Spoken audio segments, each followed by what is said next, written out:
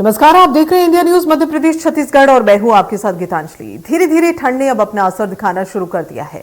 शीतलहर को देखते हुए अगर बात करें तो स्वास्थ्य विभाग की तरफ से एडवाइजरी भी बाकायदा जारी की गई है, जिसमें नागरिकों से स्वास्थ्य संबंधी बचाव के संबंध में आवश्यक दिशा निर्देश भी जारी किए गए हैं। शीतलहर में दीर्घकालीन बीमारियां जैसे कि डायबिटीज, हाई ब्लड प्रेशर, श्वास संबंधी बीमारियों की देखभाल की आवश्यकता होती है। ठंड में खुद के स्वास्थ्य का आखिर आप ख्याल कैसे रखें और कैसे खाने पीने में किन चीजों को शामिल करें जिनसे हम ठंड से बच सकें, ठंड से लड़ने में मदद मिले। आज ऐसे ही कई सवालों के जवाब हमारे एक्सपर्ट से हम लेंगे, आप से बातचीत करेंगे। उन्हें लेकर मेहमानों के पास जाने से पहले आपको ले चलते हैं अनूपपुर से इंडिया न्यूज के संवाददाता के पास, जो कि ग्राउंड जीरो से ठंड के बारे में जानकारी दे रहे हैं, बता रहे हैं। जरा पहले ये रिपोर्ट देखिए, उसके बाद अपने एक्सपर्ट से जुड़ेंगे। इस समय पूरे देश में शीतलहर का प्रकोप सा हो गया। अनूपपुर में भी हल्की ठंड हवा जो है पूरे दिन चलती रहती है। सुबह का टेम्परेचर बहुत कम रहता है, लेकिन धीरे धीरे जब धूप खिलती है तो यहाँ ठंड सामान होता है। हम यहाँ पर अनूपपुर के जो प्रसिद्ध चाय ठेला वहीं पे खड़े हैं। लोग ठंड से बचने के लिए चाय की चुस्कियों का सहारा लेते हैं। आपको भी दिखाएंगे कि जो लोग यहाँ पर हैं वो बैठ करके चाय पी रहे हैं, उन्हीं से जानने की कोशिश करते हैं कितना ठंड का प्रकोप है। अनूपपुर में ठंड की क्या स्थिति है? बहुत ज़्यादा स्थिति है और ये जो शीत लहर चल रही है ये सबसे ज़्यादा परेशान कर रही है। एक हफ्ते से मुझे सर्दी हुई। अच्छा, तो मास्क क्यों नहीं लगाया आपने? अगर ठंड अभी बढ़ रही है तो बिल्कुल। देखिए क्या है कि लोग हैं, यहाँ भी कुछ लोग खड़े हैं जो ठंड के का मजा चाय के चुस्की के साथ ले रहे हैं। कैसा ठंड कैसा है? नहीं, मैं तो रायपुर से बिलोंग करता हूँ, अभी आया हूँ रात में। यहाँ ठंड है। रायपुर की अपेक्षा कितना ठंड है यहाँ पर? रायपुर में तो कुछ भी नहीं है। कुछ भी नहीं है, यहाँ ठंड बहुत है। तो कैसे ठंड से बचने के लिए क्या कर रहे हैं? ठंड ये लगाया ना, मैंने टोपा लगाया हुआ है, स्वेटर पहनी हुई है, अंदर इनर है। चलिए कुछ और लोग हैं, इन्हीं से बात करते हैं। अभी अनूपपुर की ठंड चूंकि आप पहले भी देखते रहे, तो कितना है इस समय? सर 2 दिन से ठंड बहुत तेज पड़ रही है अनूपपुर पड़ रही है जी। और ग्रामीण क्षेत्र में तो सर बिल्कुल 9 से पहले हिम्मत नहीं हो रहा निकलने की। नहीं हो रही है जी सर। और जैसे जैसे धूप बढ़ती है वैसे वैसे स्थिति, धूप हवा चलना तेज शुरू हो गया है। बिल्कुल। एक चीज़ है, सुबह का जो टेम्परेचर है वो यहाँ पर ग्रामीण क्षेत्रों में बहुत कम रहता है, जिससे ठंड बढ़ती है। लेकिन धीरे धीरे जैसे धूप होती है उससे सहूलियत तो मिल रही है, लेकिन जो हवा चल रही है ठंडी, उसकी वजह से यहाँ पर जो है लोगों की तकलीफें बढ़ रही है। कैमरामैन प्रकाश तिवारी के साथ अनूपपुर से मैं अजीत। और आइए अब चलते हैं माउंट आबू में इंडिया न्यूज के संवाददाता के पास, जो कि ठंड के बारे में ग्राउंड जीरो से ज्यादा जानकारी दे रहे हैं।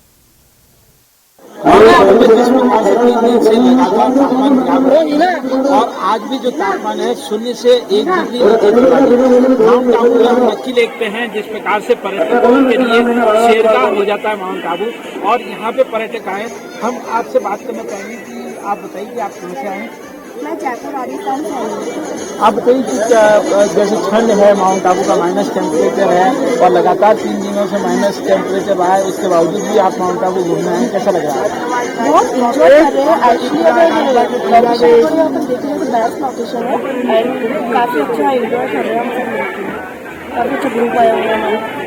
कहाँ घूमे आप माउंट आबू के अंदर? हमने लक्की जी घूमे और एक लव पॉइंट भी था, तो वहाँ पे लवर्स पॉइंट थे, वहाँ पे काफ़ी सारे पॉइंट्स हो जाते हैं, जैसे पॉइंट है और कुछ काफ़ी मतलब बहुत अच्छा है। माउंट आबू पर्यटकों के लिए सर्दी के अंदर भी एक नया ही जो मनोरंजन का साधन हो जाता है। कैमरा पर्सन करण के साथ Anil Arun, India news, mount Abu से। आप देख रहे हैं, इसमें आप साफ तौर पर देख सकते हैं कि लोग ठंड से ठिठुर रहे हैं और फसलों को भी नुकसान हो रहा है, क्योंकि हल्की बर्फ जो है वो फसलों पर भी इस वक्त देखी जा रही है। पारा जो है धीरे धीरे लुढ़क रहा है, 4 डिग्री सेल्सियस तक पहुंच चुका है और तेजी से ये गिरता जो तापमान है, ये ठंड का जो बढ़ता कहर है, ये लोगों के लिए दिक्कतों का सबब बना हुआ है। तेजी से तापमान गिर रहा है और ये तस्वीरें देख रहे हैं आप, हमारे रिपोर्टर्स की ग्राउंड जीरो से आपने रिपोर्ट भी देखी है कि लोग किस कदर परेशान है। फसलों को खासा नुकसान हो रहा है, तस्वीरें आप खुद देख सकते हैं। हल्की पतली बर्फ की चादर इन फसलों के ऊपर भी है, जिससे फसलों के खराब होने की डर जो है वो भी बना हुआ है। अब ऐसे में कैसे ठंड से लोग निजात, जगह जगह अलाव जलाकर लोग ठंड से बचने की कोशिश कर रहे हैं। दिन में तो फिर भी थोड़ा सा मौसम जो है वो सामान्य रहता है, चूंकि धूप होती है, लेकिन रात और एकदम सुबह का जो वक्त होता है उस वक्त लोगों के लिए बहुत ही दिक्कत होती है। खासतौर पर वो लोग जो रैन बसेरे में इस वक्त बसर कर रहे हैं या फिर जिन लोगों का जो कामकाज है वो या तो सुबह सुबह एकदम भोर के वक्त में शुरू होता है, जिससे लोगों को बहुत ही दिक्कतों का सामना करना पड़ रहा है, विजिबिलिटी भी कम है।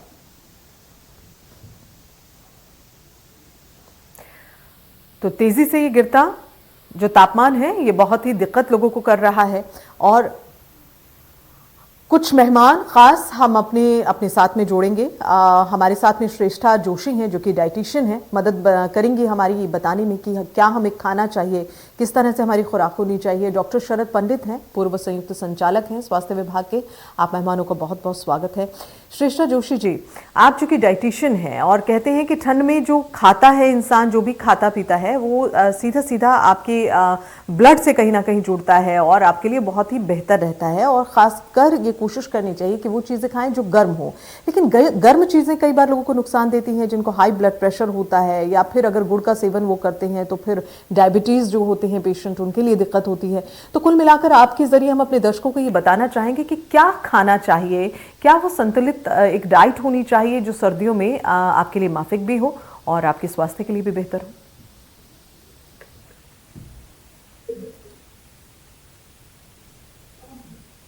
श्रेष्ठा जी, आवाज मिल पाई आपको?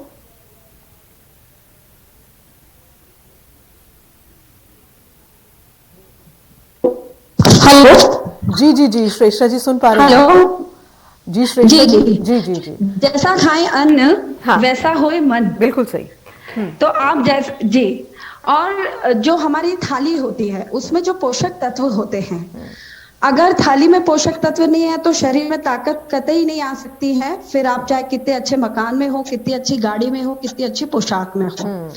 और जो हमारा शरीर होता है उसकी एक रोग प्रतिरोधक क्षमता होती है।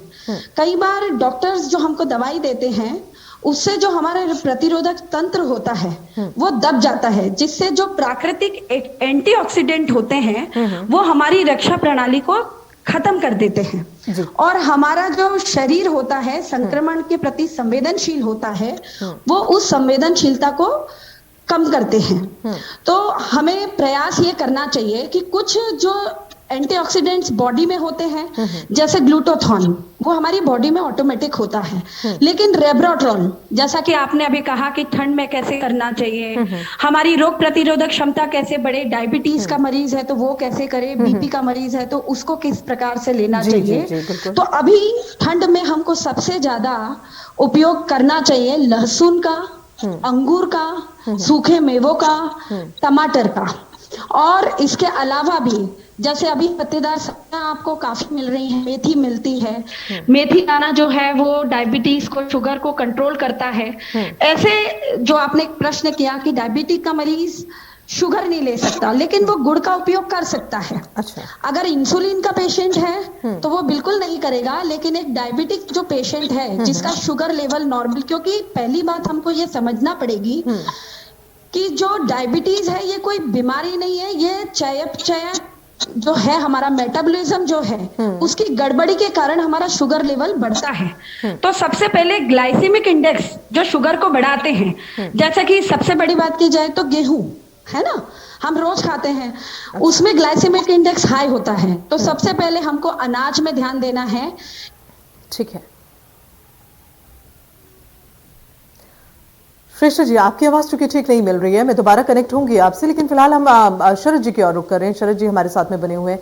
शरद जी, श्रेष्ठा जी की बात हम सुन रहे थे, क्या खाना चाहिए क्या नहीं। हालांकि उनसे थोड़ा सा अभी जो कनेक्टिविटी है वो पूरी तरह से नहीं है, जुड़ेंगे दोबारा। लेकिन आपके हिसाब से सर्दियों में किस तरह से इंसान को अपने स्वास्थ्य का ख्याल रखना चाहिए, क्या क्या वो तरीके हैं जो घरेलू भी हैं और जिनसे सर्दियों से बचाव भी हो सकता है और जो जरूरी भी होते हैं, जरा हमारे दर्शकों को आप बताएं।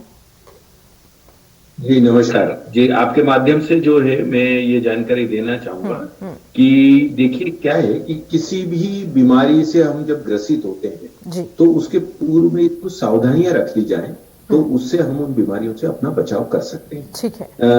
अभी जैसे श्रेष्ठा ने बताया कि डाइट के बारे में, ठीक इसी तरह कुछ सावधानियां रखकर हम इन जो है बीमारियों से बच सकते हैं। कहते भी है ना कि prevention is better than cure. तो क्योर तो जब जरूरत है कि जब हम बीमार हो जाए, परंतु बीमार नहीं हो उसके लिए जो है डाइट के संबंध में भी जानकारी दी गई। अब कुछ सावधानियां रखकर हम बीमार होने से बच भी सकते हैं। देखिए सबसे पहली चीज तो ये है, इस समय जो मौसम की जो प्रतिकूलता है, ये जो इस समय ठंड जो ज्यादा गिर रही है और इस समय टेम्परेचर जो है ज्यादा फॉल हो रहा है, तो इस समय हमको जो है अनावश्यक रूप से जो है वो बाहर निकलना टालना चाहिए। देखिए कई ऐसे लोग रहते हैं, बच्चे हैं, जैसे वृद्धजन हैं, जिनको विशेष काम नहीं हो, तो अनावश्यक बाहर की जो है वो बाहर जाने को टालें। ठीक है, इसी तरह यदि कोई हमारे को ट्रेवल करना है या जर्नी जरूरी नहीं है तो उसको टालें, ताकि हम एक्सपोजर से बच सके और अपनी जो है स्वास्थ्य की रक्षा कर सके।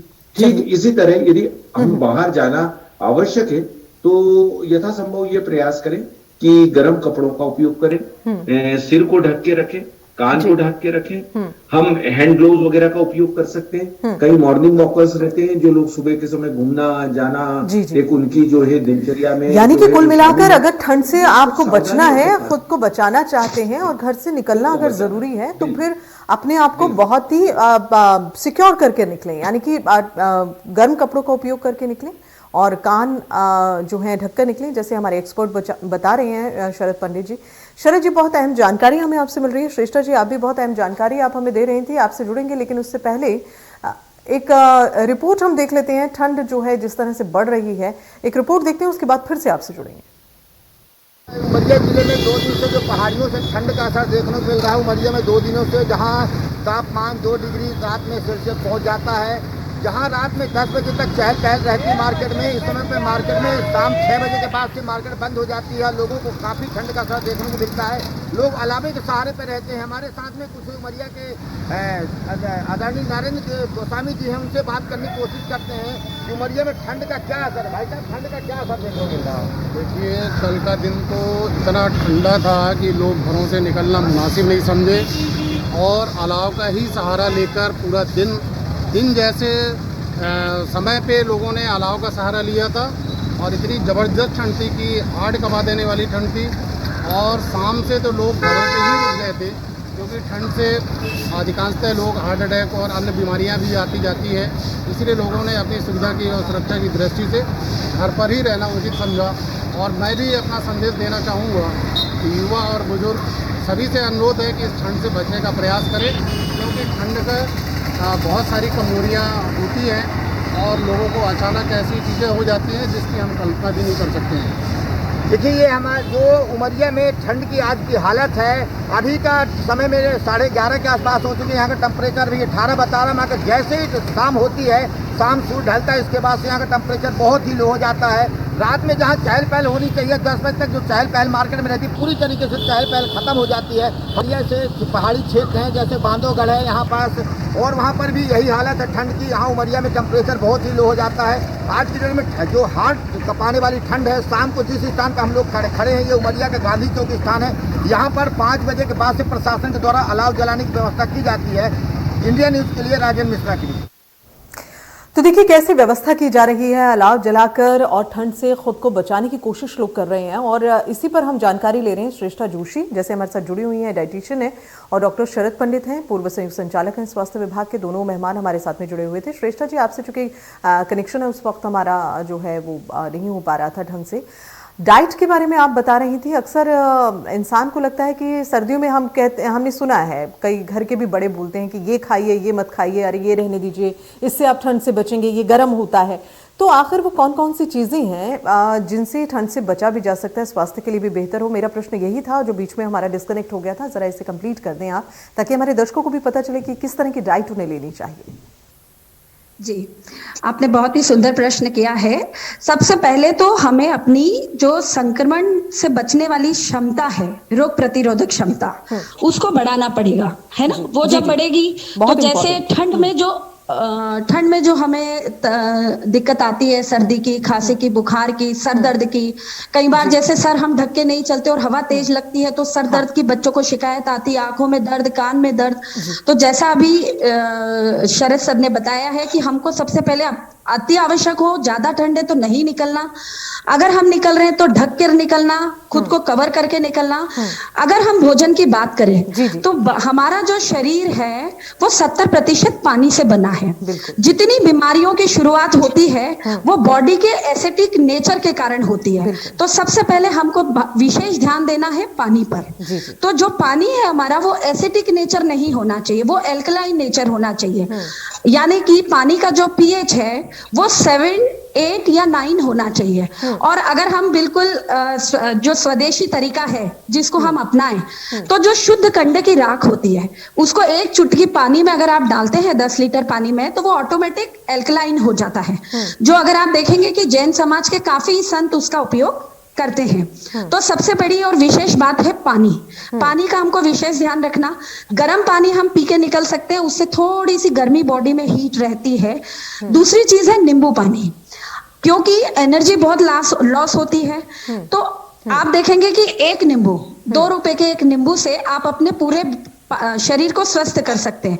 वो कोई भी मौसम हो, चाहे वो गर्मी का हो, ठंड का मौसम है तो आप गर्म पानी का उपयोग करें। आपको ऐसा लग रहा है कि अनईजी है, बॉडी में थोड़ी घबराहट है या हलचल है, थोड़ा जी घबरा रहा है या अनईजी सा लग रहा है, तब आप एक नींबू का गर्म कुनकुने पानी में उपयोग कर सकते हैं। दूसरी बात है कि सर्दियों में क्या खाना। तो सर्दी एक ऐसा मौसम है जहां आप सब कुछ खा सकते हैं। विशेष करके जो कोई बीमारियां हैं जैसे डायबिटिक हैं, हार्ट डिसीज के हैं, किडनी के पेशेंट है, तो उनको थोड़ी सी चीजों का ध्यान रखना है कि चर्बी बहुत ज्यादा ना हो। पर उनके लिए भी ये बात अच्छी है कि वो 2 चम्मच शक्कर, अगर शुगर बहुत ज्यादा नहीं है, आप अगर थोड़ा बहुत उसका प्रतिशत आपका आता है तो आप 2 चम्मच शक्कर का उपयोग पूरे दिन में कर सकते हैं। हमको उसमें कुछ चीजों का ध्यान रखना होता है कि जैसे उसके साथ आप जो प्रसाद का चना होता है, फुटाने जिसको हम कहते हैं, छिलके वाला है ना, चने चिरौंजी जो हमको प्रसाद में मिलते हैं, आप उसको रखें अपने पास, उस चने का उपयोग करें, मेथी दाने का उपयोग करें, तो वो आपके शुगर के लेवल को मेंटेन रखता है। ठीक है। अब जैसे कि हार्ट के पेशेंट हैं, उनको सबसे पहले तो अपने आप को गर्म रखना चाहिए। दूसरी बात, थोड़ा सा मीठा खाना उनके लिए बेहद अच्छी बात है। और हम देखते हैं कि ठंड में हमारे पास कई सारे हलवे तैयार होते हैं घरों में।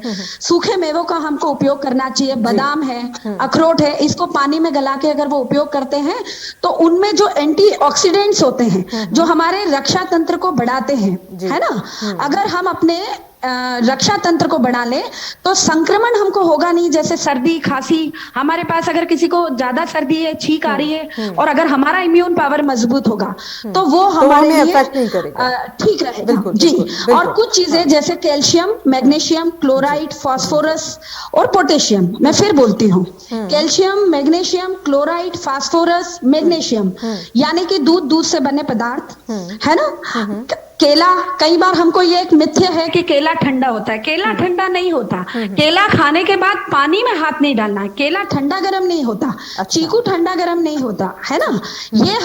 ये फूड फैट से है जिनको हमने भ्रम बना रखा है कि ये ठंडा होता है, ये गर्म होता है ना। और जैसे हर व्यक्ति का डीएनए अलग है, वैसे हर व्यक्ति की तासीर अलग है। जरूरी नहीं है कि आप दूध पीते हैं तो आपको वो सूट करेगा। मैंने दूध पिया तो मुझे वो सूट नहीं करेगा। चावल कई बार मेरे वेरी करता है।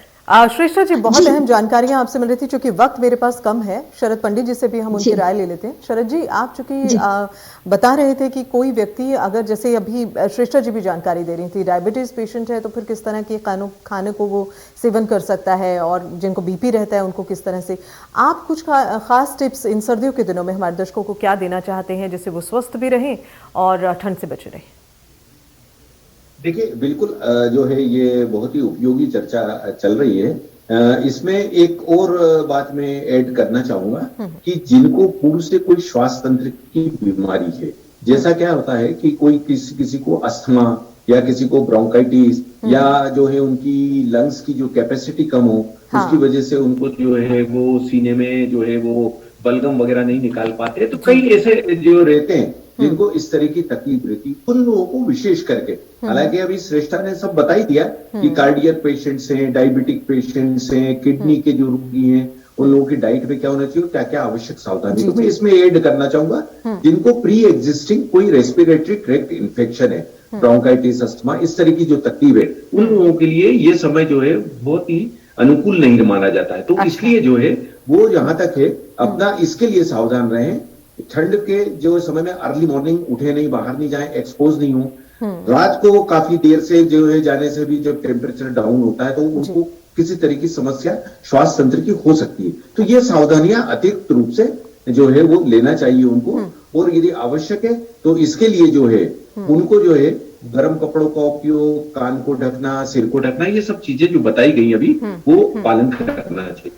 तो ऐसे रोगी जिनको श्वास तंत्र की पूर्व से कोई बीमारी है उन लोगों के लिए ये समय जो है वो प्रतिकूल रहता है, इसलिए उनको विशेष सावधानी की आवश्यकता है। ये जी शरद जी, जैसे ये जानकारी आप दे रहे हैं कि जिन लोगों को श्वास की दिक्कत है, अभी हमने देखा है पीछे काफी वक्त से लोगों को सांस लेने में दिक्कत हो रही है क्योंकि प्रदूषण का जो स्तर है वो लगातार गिर रहा है। अब ऐसे में जिनको सांस लेने की दिक्कत है, जिनको ये बीमारी है, उनके लिए तो दिक्कत है ही, लेकिन आम लोगों के लिए भी चिंता का सबब बना हुआ है। क्या वो सावधानियां हैं और क्या वो तरीके हैं जिनसे आप जो आपका श्वास का जो सिस्टम है, जो सांस लेने की जो प्रक्रिया है वो बेहतर हो जाए और वो सही तरीके से काम करे? इसके लिए कुछ खास टिप्स जरा आप दें, क्योंकि प्रदूषण तो वही है, अभी भी बहुत ज्यादा है और सर्दी चूंकि ज्यादा है तो लोग बाहर निकल भी कम पाते हैं, ऐसे में दिक्कत होती है। तो इसमें मैं ये कहना चाहूंगा कि इस समय जो है ये जो है पीरियड जो है वो बड़ा क्रिटिकल पीरियड है। इस समय हम ये देख रहे हैं कि विश्व स्वास्थ्य संगठन, भारत शासन जो है वो लगातार जो है हमको जो है वो सजग कर रहे हैं कि इस समय जो है वो कोरोना का प्रकोप भी बना हुआ है। साथ ही ओमिक्रॉन वायरस जो है उसका भी जो है वो बराबर बिल्कुल, और ओमिक्रॉन का माइनस पॉइंट ये है कि सीधा श्वास नली पे ही अटैक कर रहा है, तो इसलिए प्रश्न मेरा ज्यादा पूछना आपसे अनिवार्य था।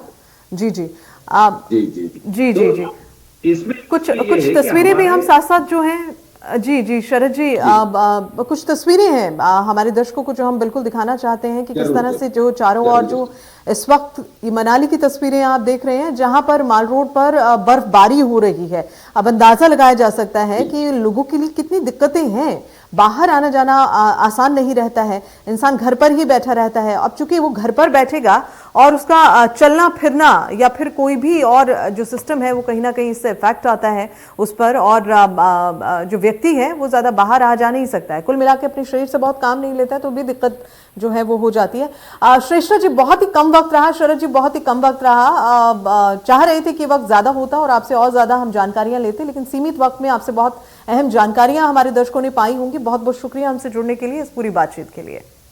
तो ये हमारे एक्सपर्ट्स ने जो भी आपको जानकारियां बताई हैं, जो सावधानियां बरतने को कही हैं, उम्मीद करते हैं आप उसका ख्याल रखेंगे और खुद को ठंड से बचा कर रखेंगे। प्रोग्राम में इतना ही, दीजिए इजाजत, नमस्कार।